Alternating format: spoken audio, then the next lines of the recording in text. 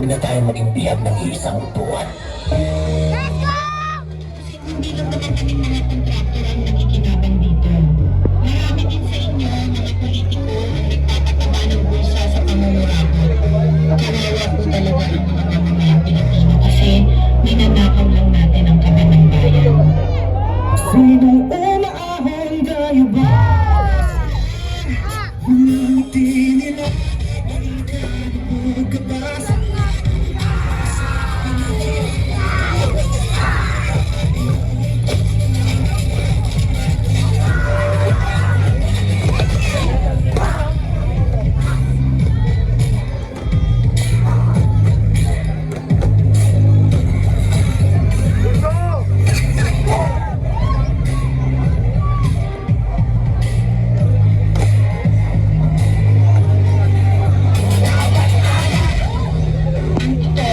Hati-hati yan mula sa pinakamataas hanggang sa mga nasa gilid lang ng sistema. Sa nakulo na pagpigil sa Senado, mga binigyan ng proyekto ng gobyerno. Pati namin ginagawa, paulit-ulit na lang. Ito ang aming simula. Simula na simula, bakit wala na nakatapos ang nasikat? Nagpupunta sila sa sapatos. Ilang beses na ako, ilang beses na ako. Pwede na ako, subukan na tulog na nagpumakot.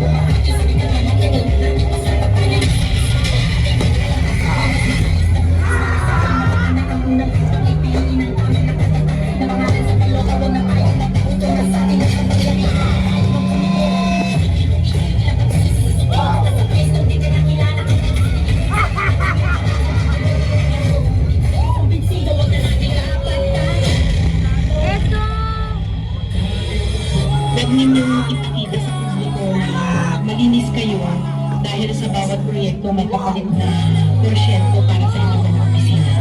Tingnan ninyo rin ang mga pangalan na nakaupo ngayon at lalo na sa mismo mga nagpapalakad ng gobyerno.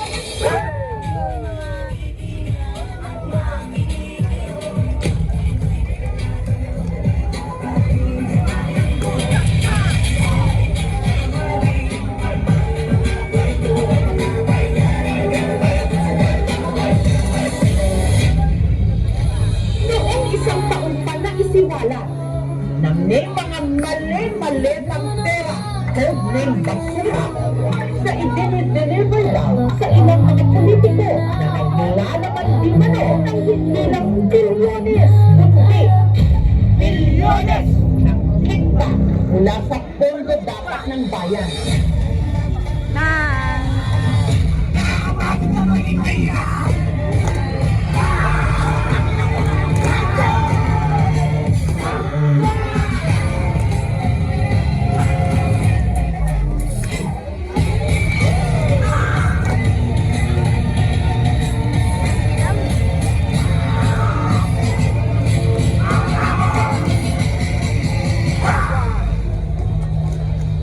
Pera ng pambayan, pero tayo ang nakikinabang. Hindi ba tayo nahiya? Ang mga maghihirap mas lalong naghihirap. Kaya tama na